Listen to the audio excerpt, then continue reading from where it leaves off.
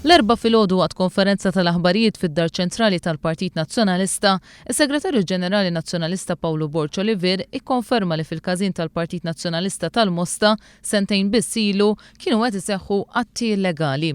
Fl-2010 l-Gazzetta Malta Today kienet żvelat li l-każin Nazzjonalista tal-Mosta kien inbidel f'burdell bi prostituti u użu ta' droga.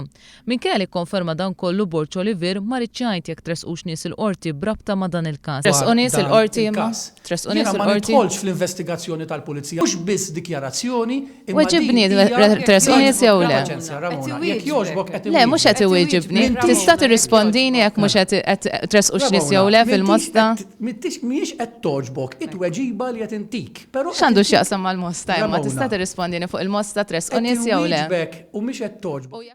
Il-Malta Today kienet żvelat ukoll li meta kienu sejrin il-Pulizija biex jinvestigaw dwar il-każ, xi ħadd fil-korp informa lill-Amministrazzjoni Nazzjonalista dwar dan minn qabel bilan li jitneħħew il-provi kollha.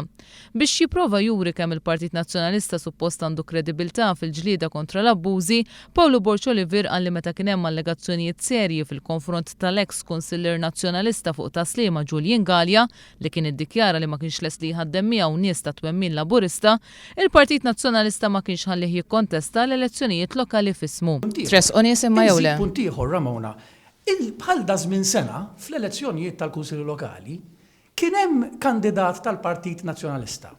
Kien hemm kunsillier fil-lokali ta' taslima li jismu Julian Gallia. U ħarġet recording dwar li qal fejn hu ma jimpjegax nies laburisti. X'kienet il-każ? Il-każ kien li l-Partit Nazzjonalista dakinhar stess waqqaf lil dan il-kandidat milli ikompli jimxi l qudiem wara li kien tefa' il-kandidatura tiegħu. U waqqafnih milli jikkontesta għall-elezzjonijiet tal-Kunsilli Lokali. Dan iżda mhux veru. Bil-kontra l-fatti juru li dan mhux minnu għaliex Julian Gallia kien tħalla mill-Partit Nazzjonalista jikkontesta l-elezzjoni tal-Kunsilli Lokali ta' Sliema f'Marzu li għadda f'ismu u kien irriżenja biss minn jeddu ftit jiem biss wara li kien elett bħala Kunsillier Nazzjonalista.